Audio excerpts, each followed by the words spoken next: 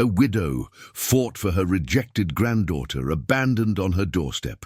When the little girl finally spoke, she broke down in tears.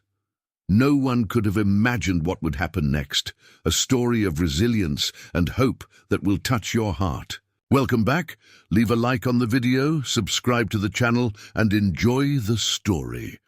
The sharp knock on the door came just as Hannah Bailey was settling into her evening routine. At 68, Hannah had grown accustomed to the quiet rhythms of solitude in her modest cottage overlooking the rocky coastline of Newport, Rhode Island.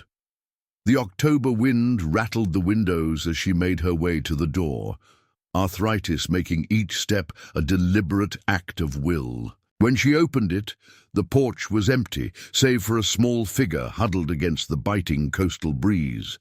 A child, no more than 5 years old, sat beside a worn backpack, clutching a tattered teddy bear to her chest. Wide, frightened eyes stared up at Hannah from beneath a tangle of uncombed brown hair. "Hello there," Hannah said softly, bending as much as her stiff joints would allow. "Are you lost, sweetheart?" The child remained silent, her gaze dropping to the wooden planks of the porch. It was then that Hannah noticed the folded paper tucked into the side pocket of the backpack. With trembling fingers, she retrieved it and unfolded a hastily scrawled note. "She's yours now. I can't do this anymore. Elaine." Hannah's knees nearly buckled. Elaine, her daughter. The daughter she hadn't spoken to in nearly 6 years, not since that terrible argument after Hannah's husband passed. The daughter who had stormed out of the funeral reception, vowing never to return. And now, this child, this silent, shivering little girl, was apparently her granddaughter, a grandchild whose existence she'd never known. "My God," Hannah whispered, her voice catching. You're my granddaughter." The child glanced up briefly before returning her gaze to the porch floor, her thin shoulders hunched against the wind. Hannah's mind raced with questions, with anger, with disbelief, but the immediate reality was a child, cold and abandoned on her doorstep as twilight deepened. "Come inside, dear," Hannah said, reaching out a weathered hand. "Let's get you warm." The child didn't take her hand, but stood and followed Hannah inside, her movements careful and measured, as if stepping into unknown territory. Inside the cottage, the warmth from the small fireplace enveloped them, but the child remained rigid, standing just inside the door as if ready to flee. "My name is Hannah," she offered gently. I'm your grandmother." The word felt strange on her tongue, a role she'd given up hope of ever experiencing. "What's your name, sweetheart?" Silence. The child's knuckles were white around the bear's worn neck. "That's all right. You don't have to talk right now." Hannah gestured to the cozy living room with its worn but comfortable furniture. "This is my home, I suppose. It's your home now, too." As the reality of the situation began to sink in, Hannah felt a rising panic. What did she know about raising a child at her age? Her modest widow's pension barely covered her own expenses.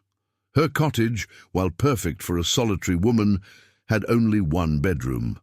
And her body, with its arthritic hands and troublesome hip, was hardly equipped for chasing after a young child. Yet as she watched the small figure standing so still, so controlled in her fear, Hannah recognized something in those wide, guarded eyes. This child had learned to be invisible, to take up as little space as possible. She knew that look, had seen it in Elaine's eyes after Hannah's husband David became ill, and their family began to fracture under the weight of his declining health. "Are you hungry?" Hannah asked, moving toward the kitchen. "I was just about to have some soup. There's plenty for both of us." The child followed at a distance, watching as Hannah ladled thick vegetable soup into 2 bowls. When Hannah placed a bowl on the table, the child climbed carefully onto a chair and began to eat with deliberate, measured movements.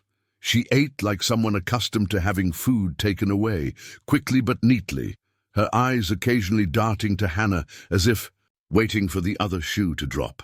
"You can have as much as you like," Hannah said, her heart breaking a little at the wariness in those small actions.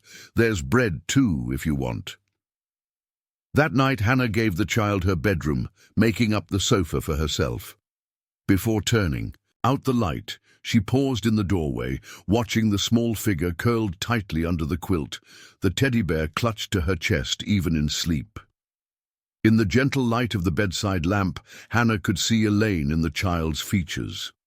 The same curve of the cheek, the same delicate arch of eyebrows. But there was something else there too, something that reminded Hannah of herself at that age, a watchfulness, a careful assessment of everything and everyone. "What am I going to do with you?" Hannah whispered to the darkness. She had no answers, only a certainty that somehow she would find a way to give this child what she needed, what Elaine had apparently been unable to provide. The next morning brought practical realities crashing down. Hannah discovered the backpack contained little more than a few worn outfits, the teddy bear, and a small photo album. No birth certificate, no medical records, no documentation of any. A kind to establish the child's identity or her relationship to Hannah. How would she enroll the child in school? What if she became ill? What legal right did Hannah have to make decisions for her? With the child sitting silently at the kitchen table, Hannah placed a careful call to her neighbor Margaret, who had worked as a school secretary before retirement. "A grandchild," Margaret exclaimed. "Hannah Bailey, in all the years I've known you, you never mentioned having a grandchild." "I didn't know myself until last night," Hannah admitted, keeping her voice low. "Margaret, I need help. I don't know the first thing about enrolling a child in school these days, and I don't have any of her papers. I don't even know her name." "Oh my," Margaret's voice grew serious. "That does complicate things. You'll need to contact social services, Hannah. Without legal guardianship, you're going to run into roadblocks at every turn." Hannah felt a flutter of fear. Social services. The very words conjured images of stern-faced officials taking the child away, placing her with strangers. But what choice did she have? "I'll make some calls," Margaret promised. "In the meantime, maybe bringing her to the community center would be good. They have that drop-in program for young children. At least she'd be around other kids while you sort this out." After hanging up, Hannah turned to find the child watching her intently, those wide eyes missing nothing. "Would you like to go out today?" Hannah asked gently. "There's a place where other children play. You might enjoy it." The child didn't respond, but she didn't resist when Hannah helped her into a jacket that was a size too small. As Hannah struggled with the zipper, her arthritic fingers clumsy with the small metal pull, she felt the first real twinge of doubt. How could she care for a young child when she could barely manage buttons and zippers? Walking the 6 blocks to the community center was an exercise in patience. The child moved slowly, stopping to examine fallen leaves or interesting stones, her teddy bear cradled in one arm. Hannah found herself torn between appreciating these small moments of childish curiosity and anxiety about the practical concerns pressing down on her. At the community center, curious glances followed them. Newport was a small town, and Hannah was well known as the quiet widow who kept to herself. The sudden appearance of a child raised eyebrows and sparked whispers. "Hannah Bailey with a child? Where did she come from? Did you know her daughter was back in town?" The whispers pricked at Hannah's skin like tiny needles. She'd always valued her privacy, her dignity. Now she felt exposed, vulnerable to judgment and speculation. The program coordinator, a young woman with a bright smile, welcomed them warmly but asked the inevitable questions: the child's name, age, any allergies or medical concerns. Hannah stumbled through vague answers, feeling like an imposter, acutely aware of her inadequacy. She's my granddaughter, Hannah explained, lowering her voice. Her mother, my daughter, left her with me rather suddenly. I'm still getting all the paperwork sorted. The young woman's smile remained, but her eyes sharpened with professional concern. I understand. We see all sorts of family situations. Here, take your time with the forms, but we will need them eventually, along with vaccination records. Vaccination records. Another hurdle Hannah hadn't considered. Did the child have her shots? Was she allergic to anything? Did she have any medical conditions Hannah should know about? The questions multiplied like rabbits, each one spawning 3 more. That afternoon, as they walked home, Hannah noticed the child was limping slightly. "Are your shoes too tight, sweetheart?" Hannah asked, stopping to examine the worn sneakers. The child offered no resistance as Hannah slipped off a shoe to find a foot with blisters and a sock with holes. Another wave of anger toward Elaine washed over her. How could her daughter have been so negligent?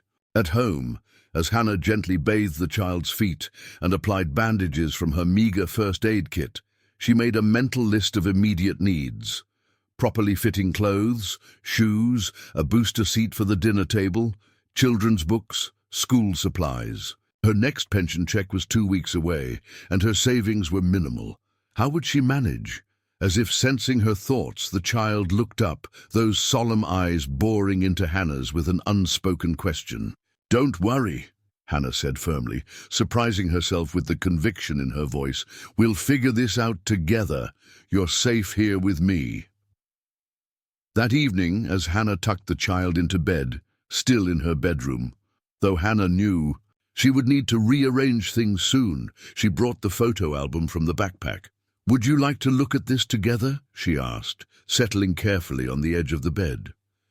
The child didn't respond, but watched intently as Hannah opened the album. The first photo stole Hannah's breath.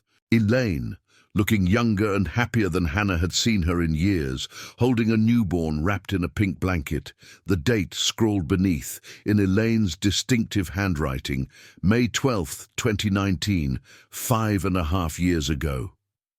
"Is this you?" Hannah asked softly, pointing to the baby. The child gave a tiny nod, the first direct response Hannah had received. Hannah's heart leapt at this small breakthrough. Page after page revealed glimpses of a life Hannah had known nothing about. Elaine and the baby in what appeared to be a small apartment. The child, as a toddler, playing in a park Hannah didn't recognize. A Christmas morning with presents under a sparsely decorated tree. What struck Hannah most was what was missing from the photos: other people. No father figure appeared in any image, no friends, no family gatherings. Just Elaine and the child, isolated in their own small world. On the final page was a school portrait from what must have been preschool or kindergarten. Written beneath, in careful block letters, was a name: Flora. "Flora," Hannah said aloud, testing the name. "Is that your name, Flora?" Another small nod, and Hannah felt tears prick at her eyes. At last, she had a name for her granddaughter. "It's a beautiful name," Hannah said, her voice thick with emotion. "It means flower. Did you know that?" Flora's expression didn't change, but she reached out one small finger to touch the photograph of herself, then withdrew it quickly, as if afraid she might be scolded for the gesture. "Flora," Hannah repeated, savoring the knowledge. "My granddaughter Flora. If you are enjoying the story, type 5 in the comments and subscribe for more videos like this. If not, type 0. It helps me create even better content for you." Continuing, the discovery of Flora's name was just the beginning. Over the next days, Hannah pieced together more fragments of her granddaughter's life through careful observation and the few clues available in the backpack. Flora responded to routine, seeming to find comfort in regular mealtimes and consistent bedtime rituals. She was meticulous about certain things, lining up her few possessions in perfect rows, folding her clothes with surprising precision for a 5-year-old. These small actions spoke of a child who had learned to create order in an otherwise chaotic world. Hannah's neighbor Margaret proved invaluable, connecting Hannah with a social worker named Denise, who, while explaining the complex legal situation, was not unsympathetic. "Without formal guardianship, you're in a gray area," Denise explained. During her first home visit, her keen eyes taking in every aspect of Hannah's modest cottage. "Your daughter essentially abandoned the child without proper documentation. We'll need to locate her to sort this out properly." "I've tried calling the number I have for her," Hannah admitted. "It's disconnected." "That's unfortunately common in these situations," Denise said, making notes on her tablet. "We'll need to file a report of abandonment and start emergency guardianship proceedings. In the meantime, the child can stay with you as long as our initial home assessment finds no immediate concerns." The words "home assessment" sent a chill through Hannah. What would this efficient young woman think of her arthritic hands, her modest income, her lack of preparation for raising a child? "I know this isn't ideal," Hannah said, gesturing to the living room where she'd set up a makeshift bedroom for herself, giving Flora the only proper bedroom. "But I'm her grandmother. She belongs with family." Denise's expression softened slightly. "Many children would be fortunate to have someone fight for them the way you're clearly prepared to fight for Flora. But I have to consider what's in her best interest, according to the law and our agency's standards." After Denise left, Hannah sank into her armchair, exhaustion seeping into her bones. Flora sat cross-legged on the rug, carefully arranging and rearranging her few toys: the teddy bear, a small toy car Hannah had found in a drawer, a set of seashells collected from the beach during an afternoon walk. "We're going to be just fine," Hannah said, trying to convince herself as much as Flora. "It may take some time, but we'll sort everything out." Financial concerns pressed more urgently with each passing day.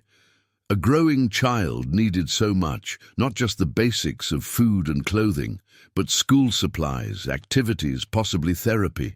To address her silence and the trauma of abandonment, Hannah found herself counting pennies, cutting corners wherever possible. One morning, after a nearly sleepless night worrying about money, Hannah opened the hall closet in search of her winter coat, thinking she might find some forgotten bills in a pocket. Instead, she discovered a cardboard box she hadn't looked at in years, labeled in her late husband's handwriting, "Newport Souvenirs." Inside, nestled among tourist brochures and old maps, was a smaller box containing several pieces of simple but elegant jewelry: Hannah's mother's pearl necklace, a silver bracelet David had given her on their 20th anniversary, a pair of small diamond earrings that had been a splurge during happier financial times. Hannah held the jewelry box, weighing more than its physical contents. These were memories, connections to a past that had shaped her. Yet as she glanced at Flora, silently eating her breakfast at the kitchen table, Hannah knew what she had to do. That afternoon, while Flora was occupied with a picture book Margaret had brought over, Hannah visited Newport's oldest jewelry store, emerging an hour later with considerably less jewelry, but enough cash to ease her immediate financial concerns. "The important memories are here," she told herself, pressing a hand to her heart as she walked home. "Not in things." Over the following weeks, Hannah established a routine for herself and Flora. Mornings were for reading together, afternoons for walks along the beach when weather permitted, or visits to the community center. Hannah set up a meeting with the elementary school principal, explaining their situation. The principal, a warm woman named Mrs. Kaplan, was understanding but firm about the documentation they would eventually need. "We can allow Flora to attend on a provisional basis while the guardianship is being sorted," she said. "But we will need her previous school records and medical history as soon as possible."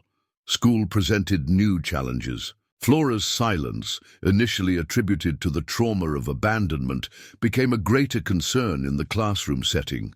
Her teacher, a kind but harried young man named Mr. Collins, pulled Hannah aside after the first week. "Flora doesn't speak to anyone. Not to me, not to the other children," he explained. "She follows instructions and completes her work, but the social component of education is important too.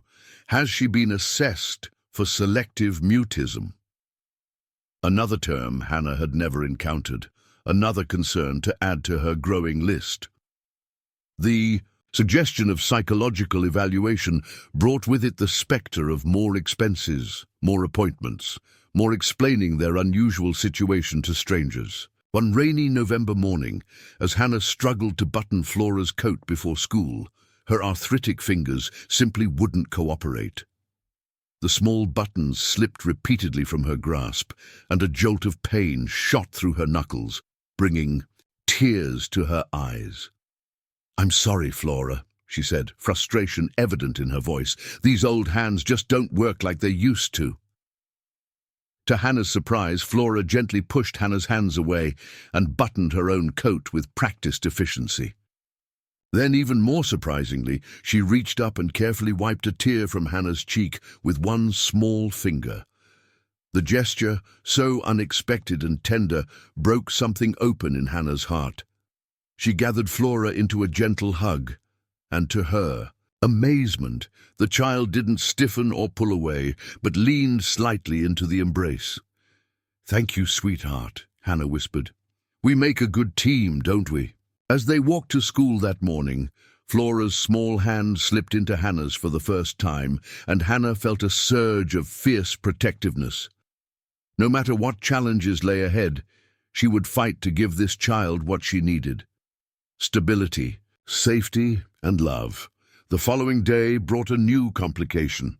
While shopping for groceries, Hannah spotted a familiar face, Brenda Foster, who had lived next door to Elaine in her apartment across town before Elaine cut ties with Hannah.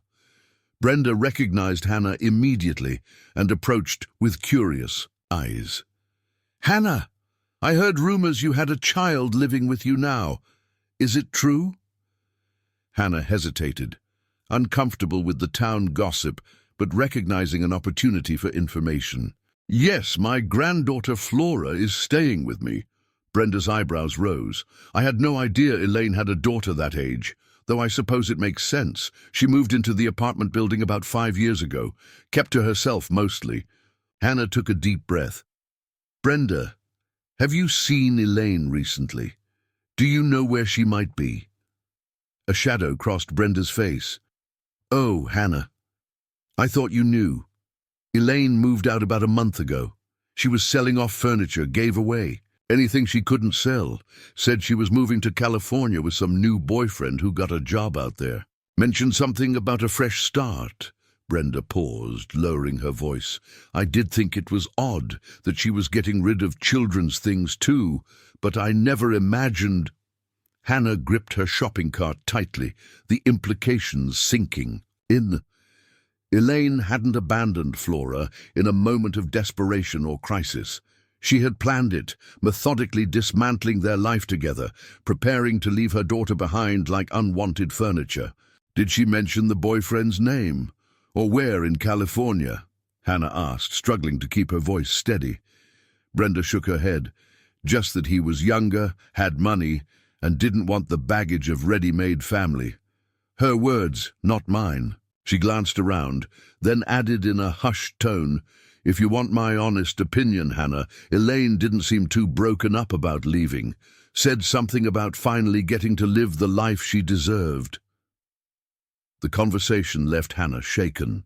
That night, after Flora was asleep, Hannah allowed herself to cry, for the daughter she had lost long before this final betrayal, for the granddaughter who had been discarded, for the family that should have been. The tears, once started, seemed endless, years of held-back grief pouring out in the quiet of her living room. When she finally wiped her eyes, Hannah felt different, clearer, more resolved. Elaine had made her choice. Now Hannah would make hers, to be the guardian Flora deserved, whatever it took. The coming winter brought new hardships. Hannah's arthritis worsened in the cold, damp New England weather, making even simple tasks painful. One particularly raw morning in early December, the pain in her hip was so severe that walking Flora to school became an exercise in endurance. Each step sent shooting pains up her side, but Hannah was determined not to show weakness. Halfway to school, as they crossed Bellevue Avenue, Hannah's hip seized completely. She stumbled, would have fallen if not for a quick hand catching her. "Elbow?" "Whoa there! Careful on these slick sidewalks," said a warm female voice. Hannah looked up to see a woman about 40 with curly auburn hair escaping from a hand-knitted hat. She wore a bright blue coat and carried a violin case. "Thank you," Hannah said, embarrassed. "Just a twinge in my hip, nothing serious." The woman's kind eyes suggested she wasn't fooled. "I'm heading to the elementary school myself. I teach music there. Why don't we walk together? I'm Nancy Calloway, by the way." "Hannah Bailey, and this is my granddaughter, Flora." Nancy smiled. "Done at Flora. Hello there. I think I've seen you in the first grade wing. Do you like music, Flora?" Flora, predictably, didn't respond, but her eyes fixed on the violin case with clear interest. "She doesn't speak," Hannah explained quietly. "Not yet, anyway." Something in Nancy's expression shifted, not to pity, which Hannah had grown to detest, but to a kind of professional interest. "That's all right. Music speaks its own language. Maybe I'll see you in music class today, Flora." With Nancy matching their pace to Hannah's labored steps, they made their way to school. At the entrance, Nancy turned to Hannah. "Will you be all right getting back home? That hip looks painful." Hannah waved away the concern. "I've managed worse." "I'm sure you have," Nancy said, a note of admiration in her voice. "But there's no medal for suffering in silence. I finish early on Thursdays. I could swing by and give you both a ride home if you'd like." Hannah's first instinct was to refuse. She prided herself on her independence, on never asking for help. But the prospect of the painful walk home loomed. Large and a small tugging hand in hers reminded her that her pride was a luxury she could no longer afford. "That would be very kind," Hannah conceded. "Thank you." That afternoon, Nancy not only drove them home, but insisted on helping Hannah up the cottage steps and coming inside to make tea. Flora watched this interaction with fascination, her eyes moving between the two women as if witnessing a foreign ritual. "You have a lovely home," Nancy said, taking in the cozy, if somewhat cramped, living room with its makeshift bedroom setup. "How long has Flora been with you?" Hannah hesitated, then decided on honesty. "Just over a month. My daughter left her with me rather unexpectedly. We're still adjusting." Nancy nodded, understanding in her eyes. "My sister went through something similar with her grandson. It's not an easy road." "No, it's not," Hannah agreed, "especially at my age with my limitations." She gestured ruefully to her hip. "Have you looked into any support services? There are programs specifically for grandparents raising grandchildren." Hannah explained her current situation with social services, the pending guardianship, the uncertainty. Nancy listened attentively, occasionally asking pertinent questions that suggested personal familiarity with the system. As Nancy prepared to leave, she paused at the door. "I teach private music lessons on weekends, but I have some free time on Saturday afternoons. Would it help if I stopped by for a few hours? Give you a chance to rest that hip, maybe run errands without having to bring Flora along." Hannah's throat tightened with unexpected emotion. "Why would you do that? You hardly know us." Nancy's smile was warm but matter-of-fact. "Because that's what communities are supposed to do. Help each other through rough patches. My sister would have been lost without similar help when she took in her grandson." She shrugged. "Besides, I like you both, and I'm curious to see if music might help Flora find her voice." And so began an unexpected friendship. Every Thursday, Nancy drove them home from school. Every Saturday, She spent a few hours at the cottage, sometimes bringing her violin to play for Flora, sometimes simply providing Hannah with a much-needed break. She never made Hannah feel like a charity case, instead treating their arrangement as a natural exchange between friends. One particularly cold Saturday in mid-December, Hannah returned from grocery shopping to find Nancy and Flora sitting on the living room floor, surrounded by sheets of colored paper. Flora was carefully folding a piece into a simple origami shape under Nancy's guidance. "Look at this," Nancy said excitedly. "Flora has quite the artistic touch. We've been making decorations for your Christmas tree." She nodded toward a small pine tree in a pot that hadn't been there when Hannah left. "I hope you don't mind," Nancy continued, noting Hannah's surprise. "I thought it might bring some holiday cheer, and it can be planted in the garden after Christmas." Looking at the small tree, already adorned with several paper ornaments, Hannah felt a complex emotion she couldn't immediately name. It had been years since she'd bothered with Christmas decorations. After David died and Elaine left, the holiday had become just another day to get through. But now, seeing Flora's careful attention to the paper ornaments, Hannah recognized the emotion. Hope. A fragile, tentative hope that perhaps there could still be joy in her life, in Flora's life. "It's perfect," Hannah said, her voice husky. "Thank you." As Christmas approached, Hannah worried about what to give Flora. Her budget was stretched to breaking point, and yet she wanted the child's first Christmas with her to be special. In the end, she transformed an old wooden crate of David's into a toy chest, sanding and painting it herself when Flora was at school, ignoring the protests of her arthritic hands. Inside, she placed several simple treasures: a hand-knitted scarf, a second-hand copy of Charlotte's Web, a set of colored pencils, and, her proudest accomplishment, a small rag doll she had sewn from scraps of fabric, its dress made from one of David's old shirts. Nancy contributed a child-sized harmonica and offered to teach Flora to play. Margaret from next door brought over a plate of Christmas cookies and a hand-me-down winter coat from her granddaughter. Even the stern social worker Denise stopped by with a board game, explaining it as part of our holiday program for children in transition. And on Christmas morning, Flora's face, as she opened her modest gifts, was a study in contained wonder.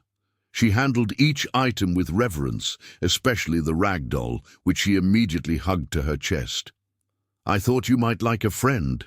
"To keep your teddy bear company," Hannah explained. "I made her just for you."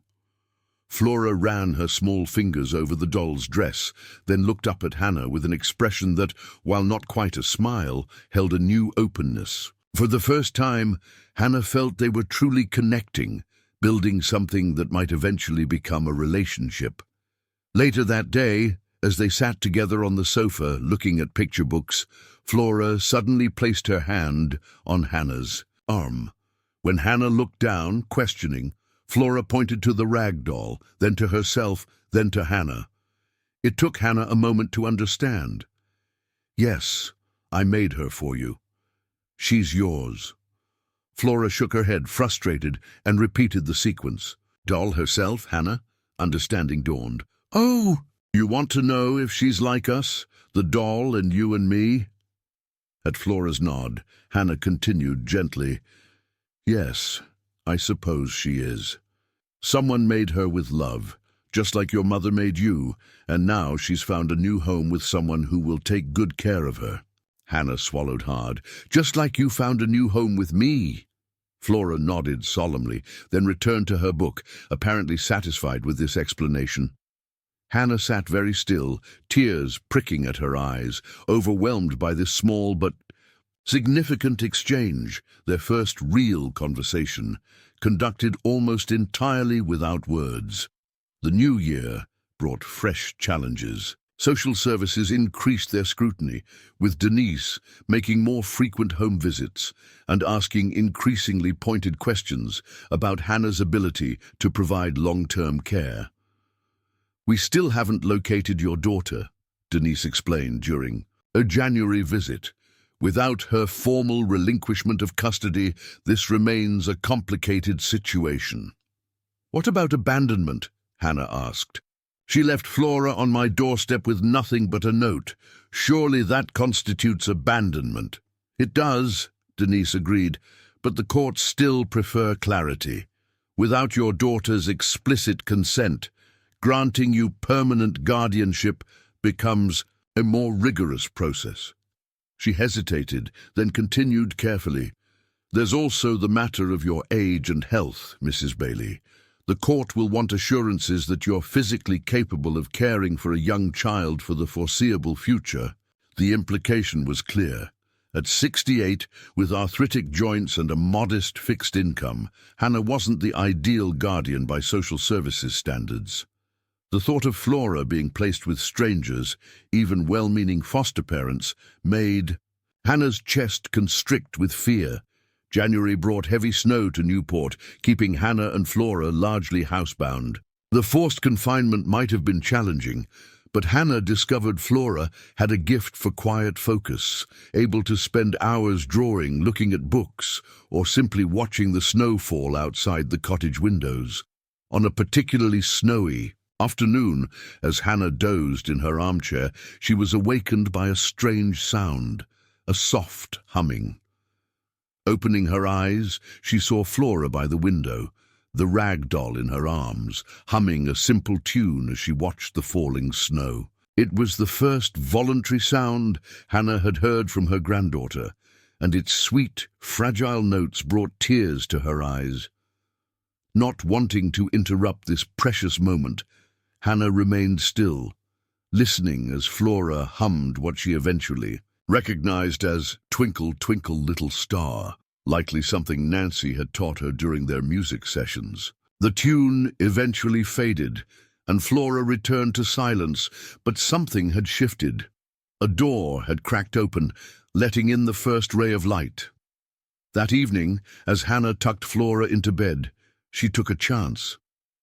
"I heard you humming today," she said gently. "It was beautiful." Flora ducked her head, suddenly shy. "Music is special, isn't it?" Hannah continued. "It can say things when words are too hard to find." Reaching into her pocket, Hannah pulled out a small silver locket, one of the few pieces of jewelry she hadn't sold. Opening it, she showed Flora the tiny photo inside, Hannah herself as a young woman holding baby Elaine. "This was your mother when she was very small," Hannah explained, "before things got difficult between us.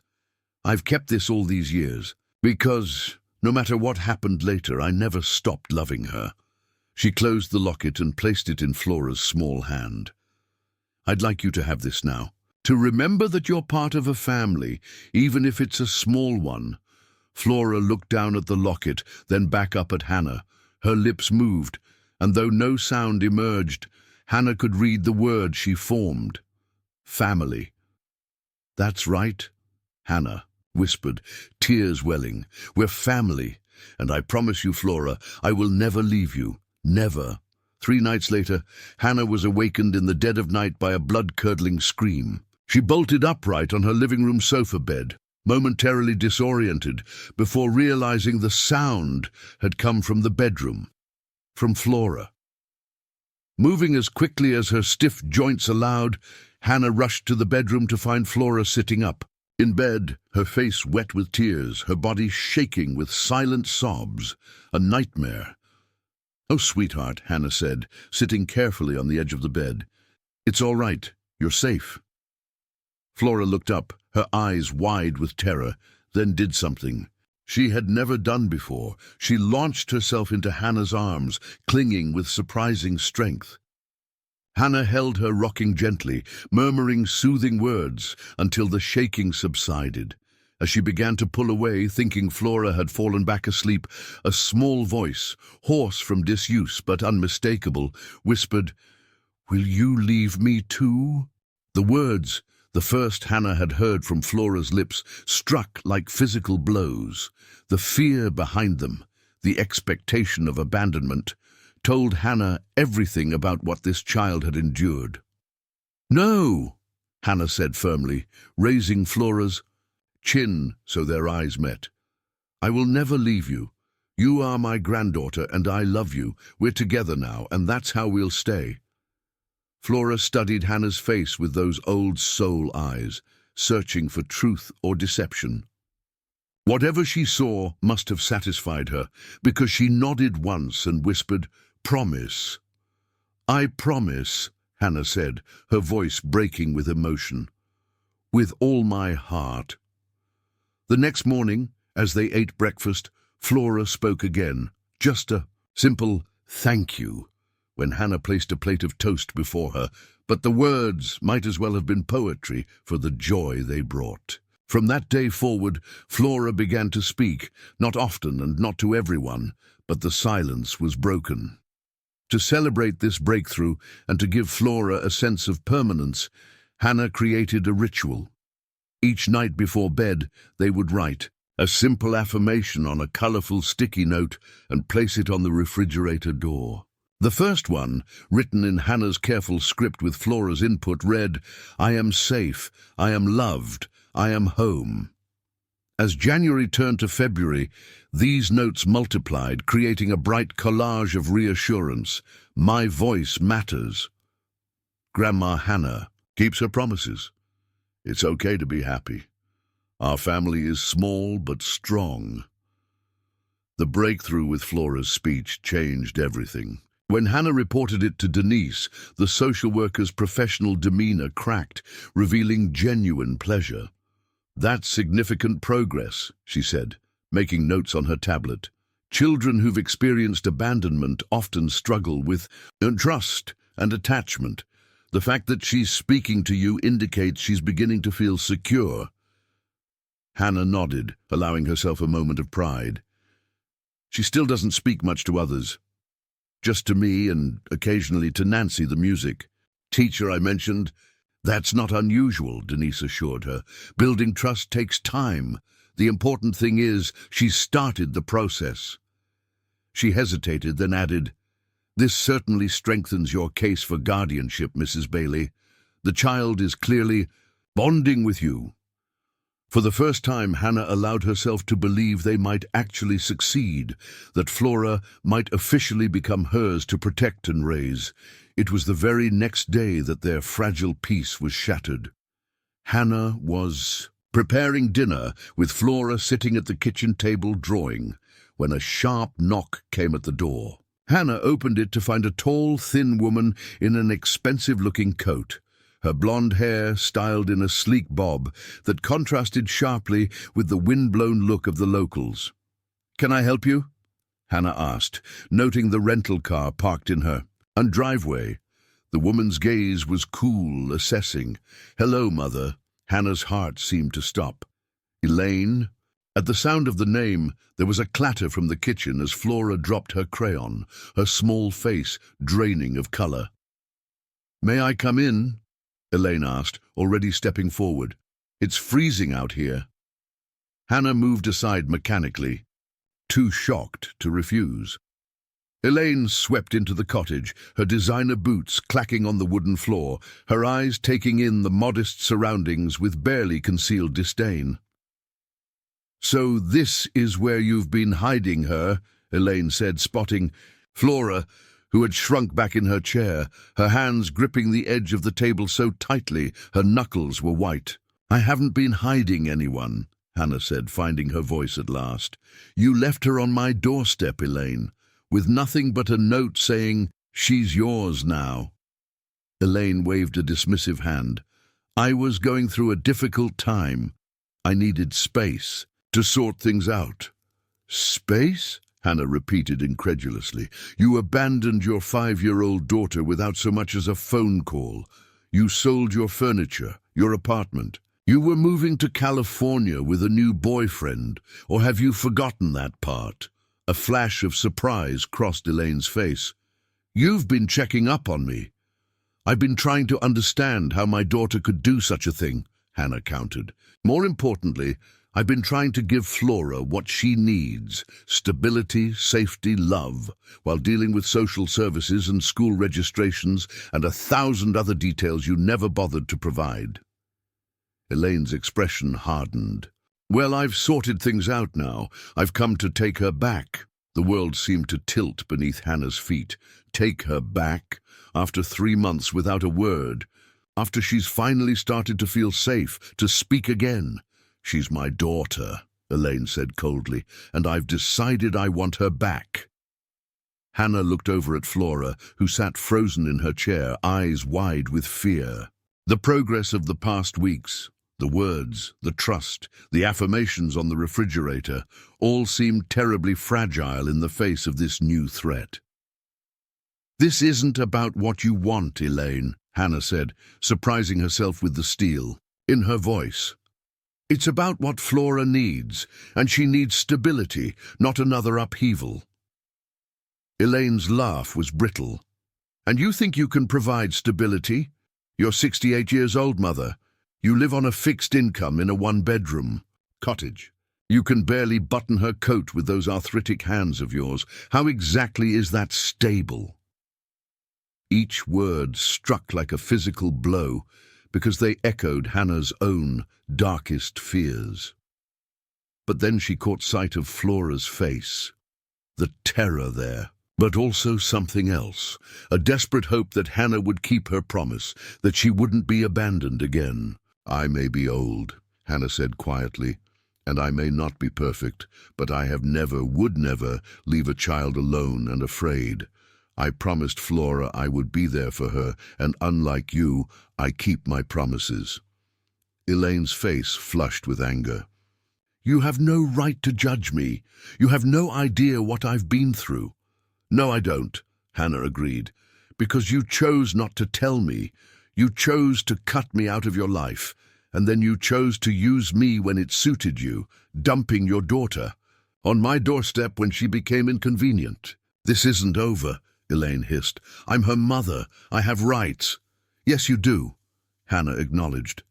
"You also have responsibilities, ones you abandoned 3 months ago.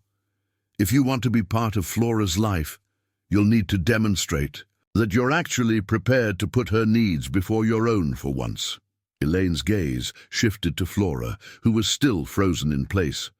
"Flora, honey, don't you want to come with Mommy? I have a nice new place now, with your own room and new toys." Flora's eyes darted between Elaine and Hannah, confusion and fear evident in her small face. Then, with deliberate movements, she slid from her chair and walked to Hannah's side, slipping her small hand into Hannah's wrinkled one. No words were needed. Her choice was clear. Something flickered in Elaine's eyes, hurt or perhaps just wounded pride. "You've turned her against me." "No," Hannah said softly. "I've simply been here, every day, helping her feel safe again. If you want to rebuild your relationship with your daughter, you'll need to do the same. Show up, be consistent, put her needs first." Elaine's jaw tightened. "You'll be hearing from my lawyer." With that, she turned and strode out the door, slamming behind her with such force that the affirmation notes on the refrigerator fluttered like startled butterflies. In the silence that followed, Hannah realized she was shaking. Looking down at Flora, who still clutched her hand, she forced a reassuring smile. "It's all right, sweetheart. Everything's going to be all right." But as she spoke the words, Hannah wondered if they were true. Elaine had resources Hannah lacked: youth, money, the law's presumption in favor of biological parents. Could Hannah truly win a custody battle against her own daughter? That night, after Flora finally fell into a restless sleep, Hannah sat at her kitchen table and wrote a letter to Denise, the social worker, detailing Elaine's visit and her concerns.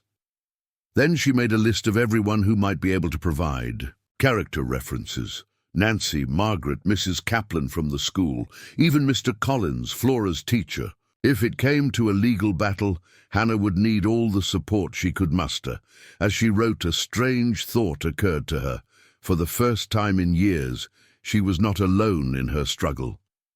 Somehow, in these challenging months with Flora, Hannah had begun rebuilding the community connections that had withered after David's death. People who would speak for her, stand by her, not out of pity, but out of genuine affection and respect. The thought gave her strength as she finally crawled into her sofa bed, listening to the winter wind howling outside.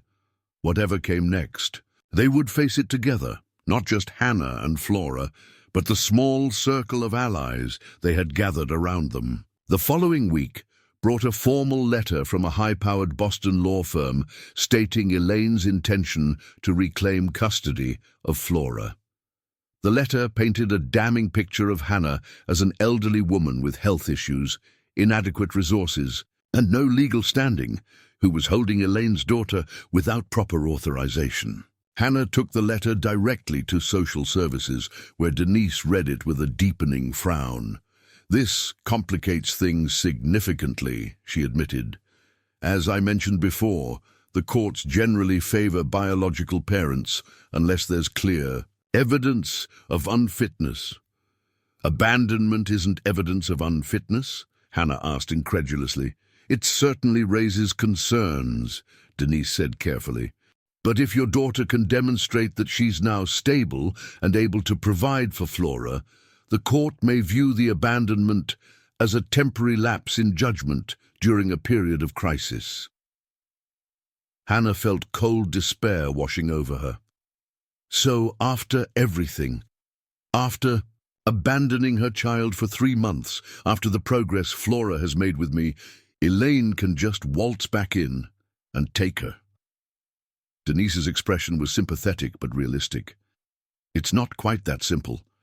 There will be hearings, evaluations, and Flora's wishes will be taken into account, especially since she's now speaking to you."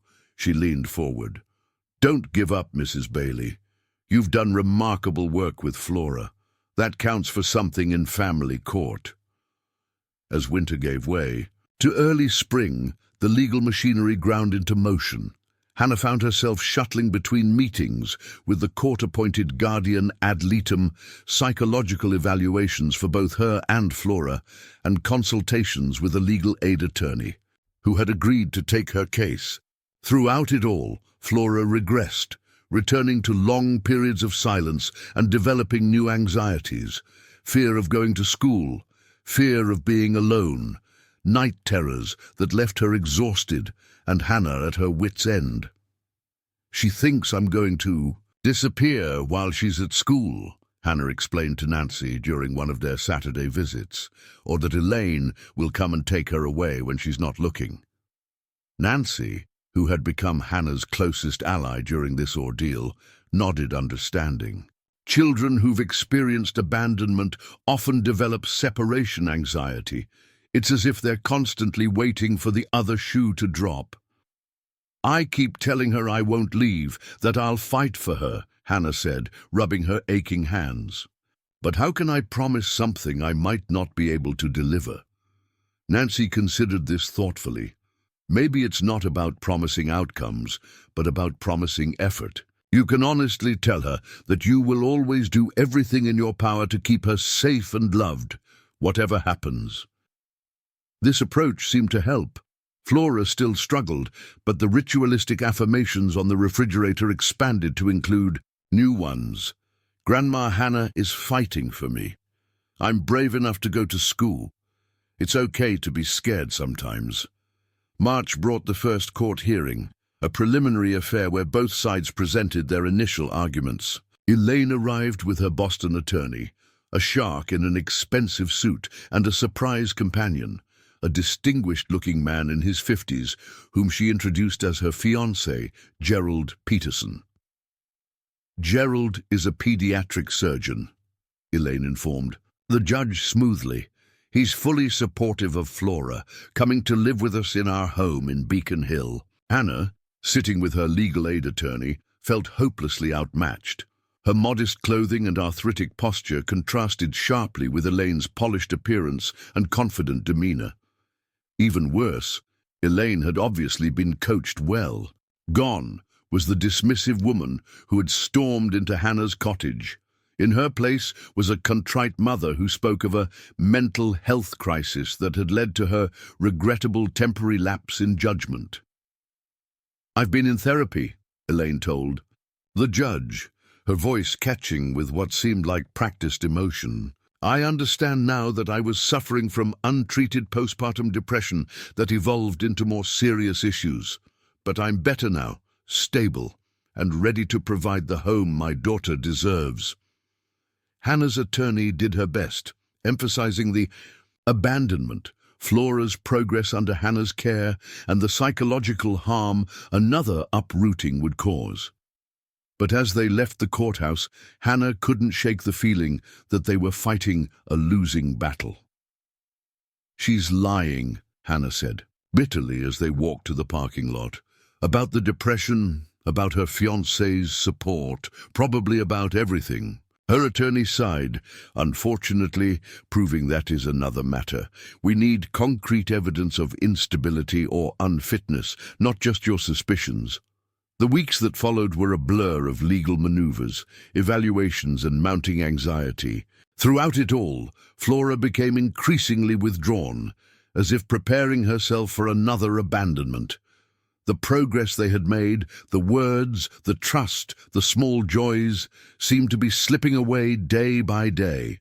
It was during this darkest period that an unexpected thunderbolt struck. Hannah, checking her rarely used email account at the public library, a task her attorney had insisted was necessary for legal communications, found a message from a name she hadn't seen in decades: Josephine Bailey Martin.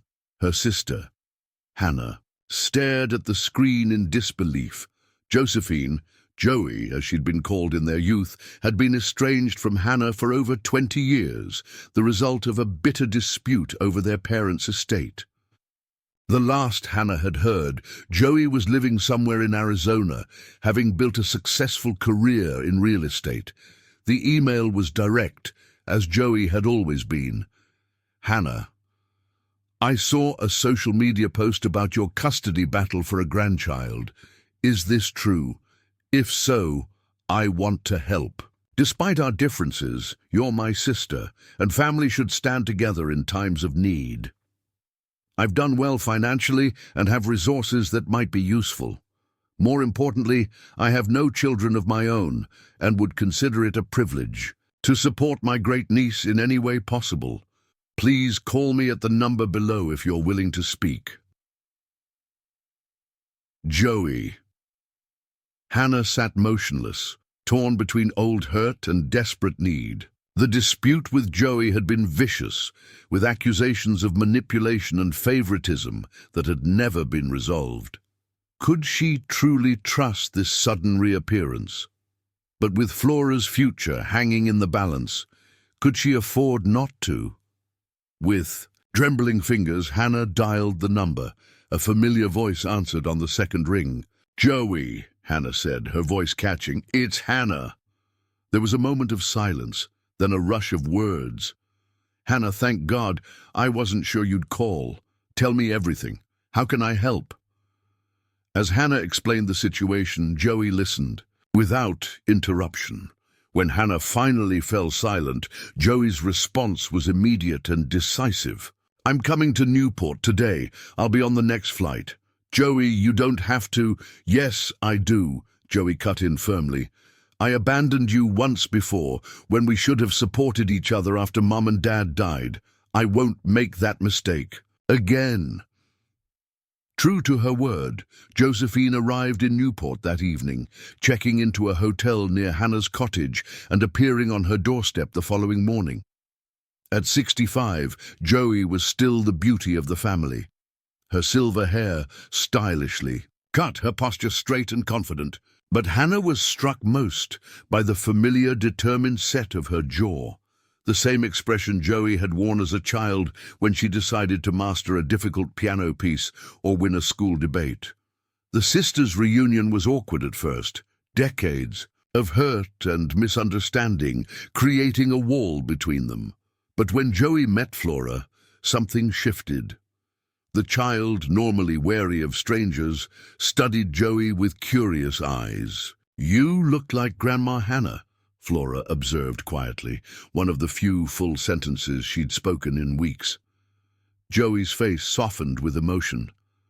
"That's because we're sisters, Flora. I'm your great-aunt Josephine, but you can call me great-aunt. Joey, if you like." Flora considered this, then nodded solemnly. "Great-aunt Joey," she repeated, testing the sound. As April unfolded, Joey proved her worth 1,000 times over. She hired a top-notch family law attorney to replace Hannah's well-meaning but overworked legal aid lawyer. She arranged for an independent psychological evaluation that highlighted the damage another disruption would cause Flora. Most importantly, she hired a private investigator to look into Elaine's claims of stability and her fiancé's support. "We need to know what we're really dealing with," Joey explained, when Hannah expressed concern about investigating her own daughter. "If Elaine is genuinely stable and committed to Flora's well-being, that's one thing. But if she's putting on a show for the court while planning something else, Flora deserves to be protected from that." Hannah couldn't argue with the logic, though the thought of actively working against Elaine brought her pain. Despite everything, Elaine was still her daughter, still the baby she had cradled and the child she had raised. Where had things gone? So wrong between them? The investigators' findings arrived in late April, just days before the final custody hearing. They were damning. Gerald Peterson, far from being fully supportive of Flora's arrival, had been overheard in his hospital, complaining about Elaine's excess baggage and the unwanted responsibility of raising another man's child. More concerning, he and Elaine had been making inquiries about prestigious boarding schools, suggesting they had no intention of creating the loving home environment they had described to the court. As Joey and the new attorney strategized how best to use this information, Hannah found herself in the cottage garden with Flora. The early spring weather had allowed them to begin planting, and to Hannah's surprise, Flora had shown a remarkable interest in gardening, carefully placing seeds in the soil and asking thoughtful questions about how plants grew. "Will the flowers come back every year?" Flora asked, patting soil around a small rosebush Hannah had splurged on as a symbol of their permanence. "Yes, if we take good care of them," Hannah explained. "This rose is a perennial. That means it can live for many years with proper care." Flora nodded, absorbing this information. "Like people," she said after a moment, "they need care to grow strong." The insight, so profound from a 5-year-old, caught Hannah by surprise. "That's exactly right, sweetheart.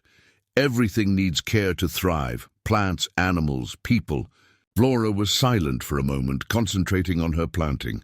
Then she looked up, her eyes serious. "Mom didn't take care of me right." The simple statement, spoken without self-pity, broke Hannah's heart. "She tried in her own way," Hannah said carefully, "but sometimes adults have problems that make it hard for them to take care of others the way they should." "Like being sick?" Flora asked. "Mom said she was sick in her mind." Hannah chose her words with care. "Yes, something like that, but being sick doesn't excuse hurting others.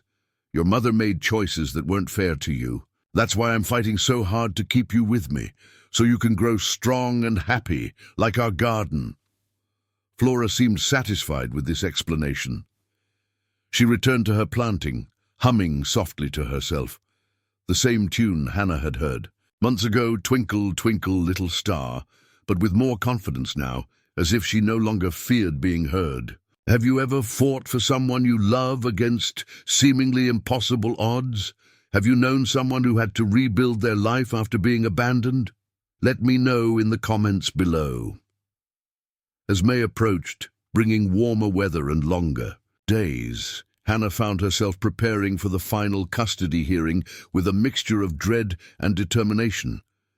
The investigators' findings had strengthened their case, but Elaine had resources and the natural advantage that courts gave to biological parents. The outcome remained uncertain. One afternoon, as Hannah was reviewing documents with her new attorney in the cottage living room, Flora burst in from school, her face alight with excitement, a rare sight in recent months. "Grandma, look what I made." She thrust a paper toward Hannah. It was a simple drawing, clearly done as a school assignment, with "My Family" written across the top in a teacher's neat hand. Flora had drawn 3 figures, a small one in the center, herself, a taller one with grey hair, Hannah, and another tall figure with silver hair, Joey. Hannah studied the drawing, noting what wasn't there. No Elaine, no unknown father. In Flora's mind, her family was now Hannah and Joey. The realization brought both joy and sadness. Joy that Flora felt secure enough to claim them as family. Sadness that her relationship with her mother had deteriorated to the point of exclusion. "It's beautiful, sweetheart," Hannah said, her voice thick with emotion.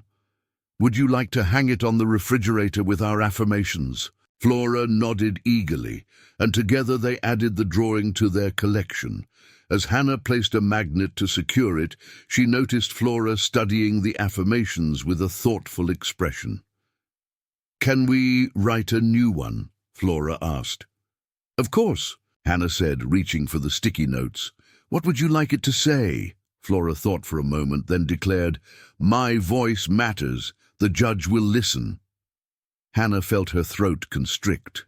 They had explained the upcoming hearing to Flora in simple terms, not wanting to burden her with adult concerns, but knowing she needed some preparation for the questions she might face from the judge or the guardian ad litem. Flora had said little about it until now. "That's a perfect affirmation," Hannah said, writing it out in her careful script and handing the pen to Flora, who had recently begun to practice signing her name. Flora added her signature with intense concentration, then placed the note prominently on the refrigerator. "The judge will see I belong with you," Flora said with surprising conviction, "because you never left me." The simple truth in those words struck Hannah to her core. Whatever mistakes she had made with Elaine, and there must have been many, for their relationship to have fractured so completely, she had learned from them. With Flora, she had made a promise and kept it, creating a foundation of trust that was evident in the child's growing confidence. The following day brought a new development. Hannah received a call from the guardian ad litem, the court-appointed advocate responsible for representing Flora's best interests. "Mrs. Bailey, I've been reviewing the case files and the various evaluations," the woman began. "Before I make my final recommendation to the judge, I'd like to observe an interaction between Flora and her mother." Hannah's heart sank. Since the initial hearing, Elaine had been granted supervised visitation rights, 2-hour sessions every other weekend at a neutral location. These visits had been difficult for Flora, who often returned withdrawn and emotionally exhausted. The thought of the guardian observing one of these strained interactions worried Hannah. What if Flora's discomfort was misinterpreted? "I understand your concern," the guardian said when Hannah expressed her reservations, "but it's important that I see firsthand how they interact. I'll also be observing Flora with you at a separate time for comparison." The visitation observation was scheduled for that weekend. Hannah dressed Flora carefully, trying to project a calmness she didn't feel, and drove her to the Family Services Center where the visits took place. The guardian was already there, a clipboard in hand, her expression professionally neutral. "Remember," Hannah whispered to Flora before releasing her hand, "just be yourself. It's okay to be honest about how you feel." Flora nodded solemnly, then walked with measured steps to where Elaine waited in a brightly decorated visiting room. Through the observation window, Hannah watched as Elaine greeted Flora with exaggerated enthusiasm, presenting her with an expensive-looking doll that Flora accepted with polite but subdued thanks. The 2 hours that followed were painful to watch. Elaine attempted to engage Flora with a series of activities, but there was a forced quality to their interaction. Elaine performing motherhood rather than embodying it. Flora responded with quiet politeness, but never relaxed, never showed the spontaneity or joy that Hannah was beginning to see at home. Most telling was a moment near the end of the visit. Elaine, apparently frustrated by Flora's reserved responses, said something that made Flora's small shoulders tense. The child looked down at her hands, and though Hannah couldn't hear the words, she recognized the posture of a child bracing for criticism. The guardian, who had been taking notes throughout, seemed to notice it too. Her pen paused, and she studied the pair with heightened attention. After the visit concluded and Elaine had departed, with a kiss for Flora that landed on her cheek like a butterfly there and gone, the guardian approached Hannah. "I'd like to observe you and Flora at home tomorrow, if that's convenient," she said, her professional demeanor giving nothing away.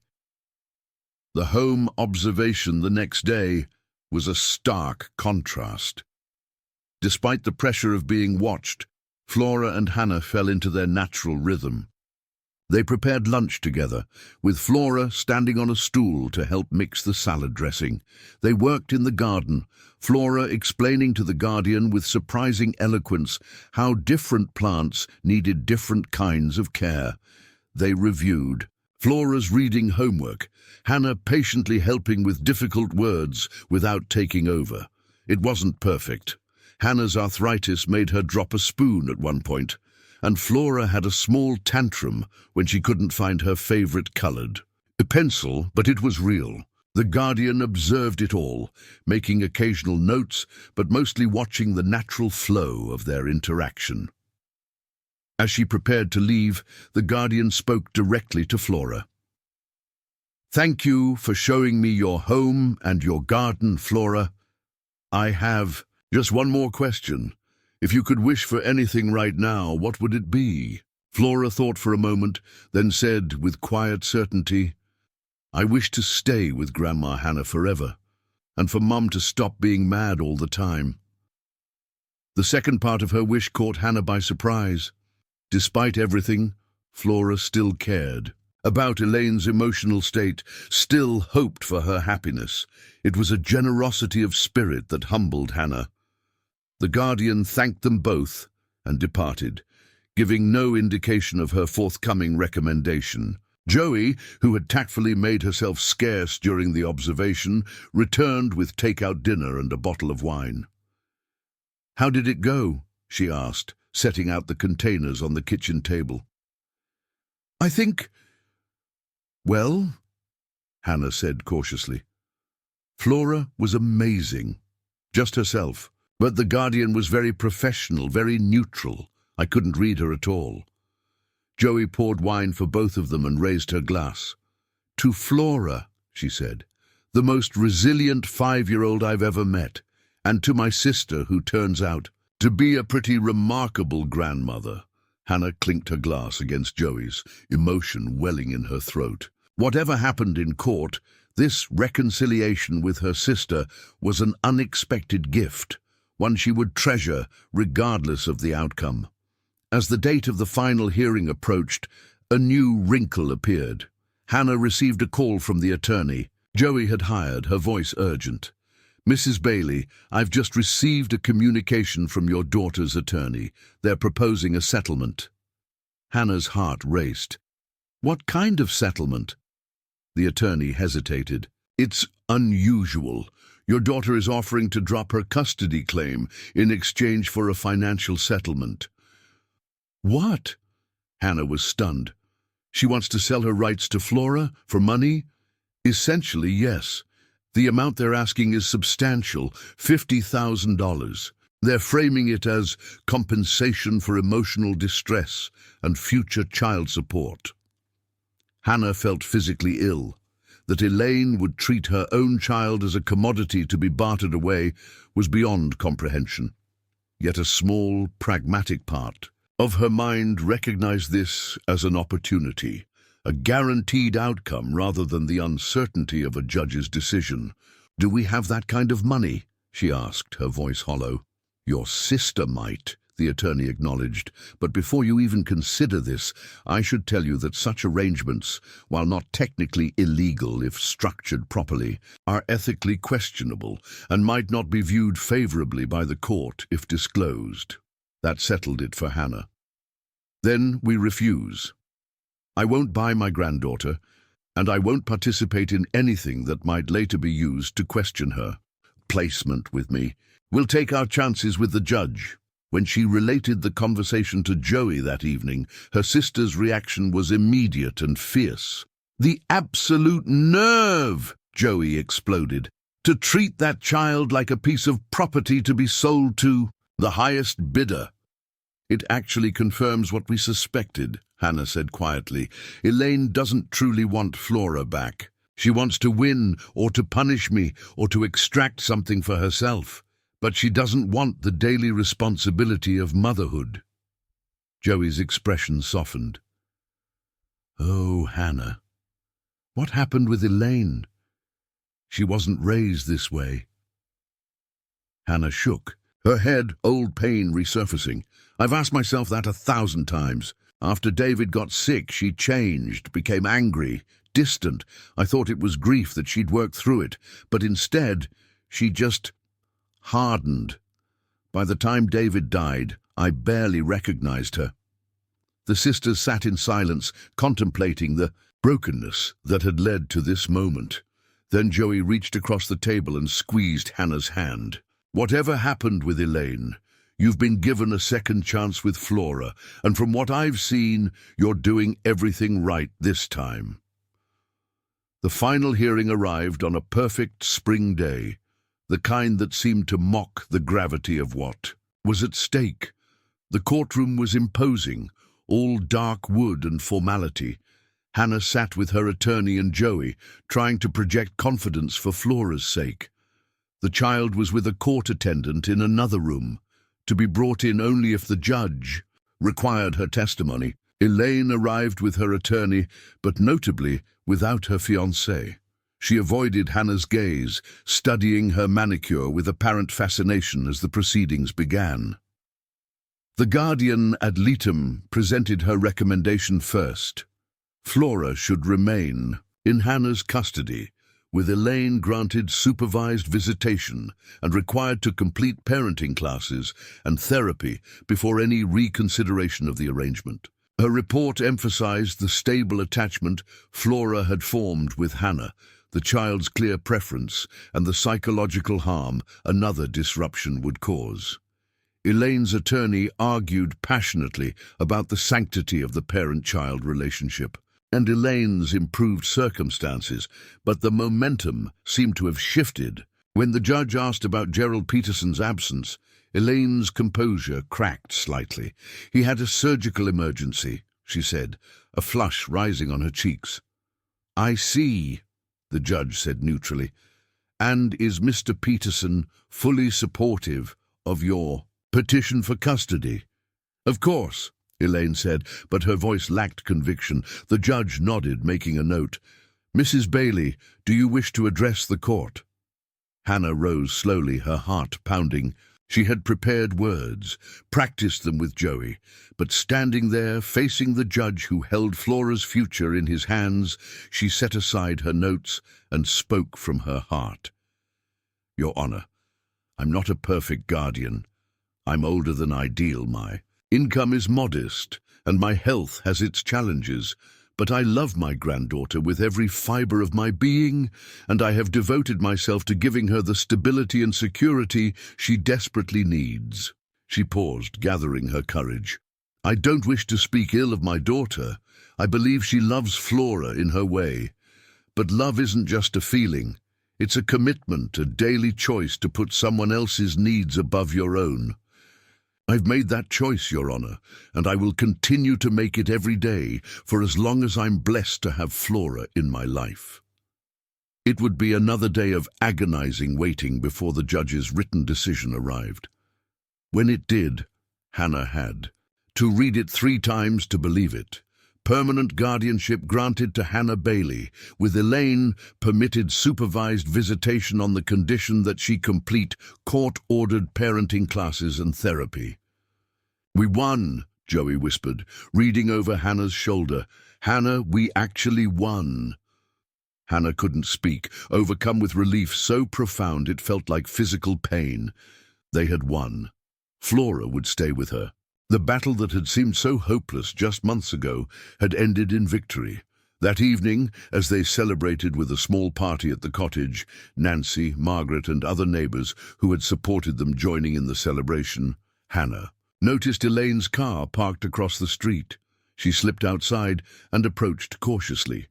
Elaine sat behind the wheel, watching the cottage with an unreadable expression. When she saw Hannah approaching, she rolled down the window. "Congratulations," she said, her voice flat. "You got what you wanted." "This isn't about winning or losing, Elaine," Hannah said gently. "It's about what's best for Flora." Elaine's laugh was bitter. "And of course you know what's best. You always did." Hannah sighed, leaning against the car. "I've made plenty of mistakes, especially with you. If I could go back and do things differently when your father was ill, I would. I was so focused on his needs that I didn't see yours." She hesitated, then added, "But it's not too late for you and Flora. The visitations, the classes, they're a path back to a relationship with your daughter, if you want it." Something flickered in Elaine's eyes. Longing, perhaps, or regret. "I'm not good with children, I never have been." "Neither was I until I had to be," Hannah admitted. "We learn by doing, by trying, by making mistakes and then doing better." Elaine was silent for a long moment. Then she started the car. "I need to think about a lot of things." "Take the time you need," Hannah said. "But remember, Flora won't be 5 forever. Children grow up and opportunities pass." As Elaine drove away, Hannah watched with a mixture of sadness and hope. The rift between them might never fully heal, but perhaps, with time and effort, Elaine could find her way back, not to the role of primary caregiver, but to a place in Flora's life that was healthy and positive for them both. Inside the cottage, Flora was showing Great-Aunt Joey how to properly water the seedlings they had planted together. The sight warmed Hannah's heart. Her sister and her granddaughter forming a bond that added another strand to the web of love and support surrounding the child. "Everything all right?" Joey asked, noting Hannah's thoughtful expression. "Yes," Hannah said, and was surprised to find she meant it. "Everything is exactly as it should be." That night, as Hannah tucked Flora into bed, in her own room now, thanks to Joey's help in converting the small study into a proper bedroom, the child asked a question that caught Hannah off guard. "Is Mom going to visit sometimes?" Hannah chose her words carefully. If she completes the classes the judge asked her to take, then yes, she can visit. Would you like that? Flora considered this seriously. "Sometimes. But I want to live here with you. Forever." "That's the plan," Hannah assured her, smoothing the quilt. "This is your home now, for as long as you want it to be." Flora nodded, satisfied. "And when I grow up, I can take care of you, like you take care of me." The simple statement, offered with such matter-of-fact certainty, brought tears to Hannah's eyes. "That's what families do," she agreed. "They take care of each other through all the seasons of life." As summer bloomed in Newport, Hannah, Flora, and Joey fell into new rhythms of life together. Joey, having found unexpected joy in her role as great-aunt, decided to sell her Arizona property and purchase a small cottage just 2 streets over from Hannah's, close enough to be involved daily in Flora's life, but preserving the independent streak that both Bailey sisters shared. The garden that Hannah and Flora had started became a source of both beauty and nourishment, with vegetables joining the flowers in neat rows. Flora's kindergarten teacher, noting her unusual interest in plants, connected them with the local garden club, where Flora became something of a mascot, soaking up knowledge from the elder gardeners like a sponge. Nancy, the music teacher whose chance encounter with Hannah had blossomed into friendship, proposed an ambitious project, a community children's orchestra, with Flora learning to play the cello, an instrument she had chosen after seeing it demonstrated at a school assembly. "She has a good ear," Nancy insisted, "and the discipline she shows in the garden would translate well to music." Hannah, watching Flora during her first lesson, felt a surge of pride at the child's focused concentration. Whatever the future held, Flora was blossoming in ways Hannah could never have imagined during those first frightening days after her arrival. "You've given her roots," Joey observed, watching from the kitchen window as Flora carefully tended her section of the garden. "Now she's finding her wings." It wasn't always easy. Flora still had nightmares occasionally, still had days when insecurity made her clingy or fearful. Hannah's arthritis still flared painfully during damp weather, and her budget was still tight despite Joey's generous assistance.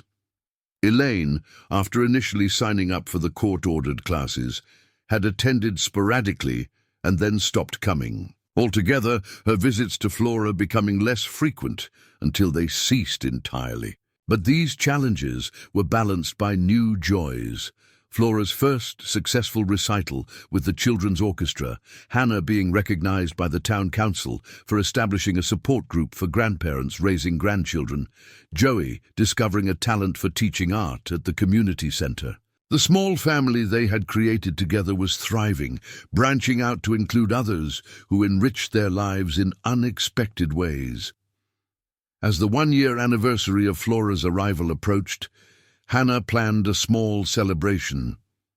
"Not a birthday," she explained to Flora, "but a family day to mark when we became a family." They held it in the garden, now lush with summer growth. Hannah had splurged on a cake from the local bakery, decorated with garden flowers made of frosting. Joey brought a special gift, a handmade quilt with squares representing significant moments from their year together. The Christmas tree, the first spoken words, the courtroom victory, the garden in bloom. Nancy came, bringing her violin to play Flora's favorite songs. Margaret from next door brought her famous lemonade. Even Denise, the social worker who had initially seemed so intimidating, stopped by with a children's book about a garden. As Hannah watched Flora moving confidently among their guests, chatting and laughing, occasionally returning to Hannah's side for reassurance before venturing out again, she marveled at the transformation. The silent, traumatized child left on her doorstep had become this vibrant, curious girl who was beginning to trust that she was truly home. Later, as twilight settled over the garden and the guests departed, Hannah, Joey, and Flora sat together on the porch swing, watching fireflies begin to flicker in the gathering darkness. "Grandma," Flora said suddenly, "can we plant a special tree, one that will grow for many years?" "Of course," Hannah said. "What kind would you like?" Flora thought for a moment. "An apple tree, so we can make pies like Aunt Joey taught us." Joey smiled, clearly pleased by the reference to their recent baking lessons. "An excellent choice. We'll find the perfect spot tomorrow." As they continued to rock gently, Hannah reflected on the journey that had brought them here. A year ago, she had been a lonely widow, cut off from family, merely existing day to day. Now she sat between her sister and her granddaughter, part of a living, growing family that had been forged through hardship but had emerged stronger for it. "I love you, Grandma," Flora said softly, leaning her head against Hannah's shoulder. "And you too, Great Aunt Joey." "We love you too, sweetheart," Hannah replied, her voice thick with emotion. "More than all the stars in the sky." As the fireflies danced around them and the apple tree waited in their future, Hannah knew with bone-deep certainty that they had created something precious and lasting, a family built not on obligation or biology alone, but on choice, on commitment, on showing up day after day with love that didn't waver. It was perhaps the most important achievement of her life. Congratulations. Type 9 in the comments so that I know you stayed until the end with me. Thank You for watching, and until tomorrow's story on this same channel.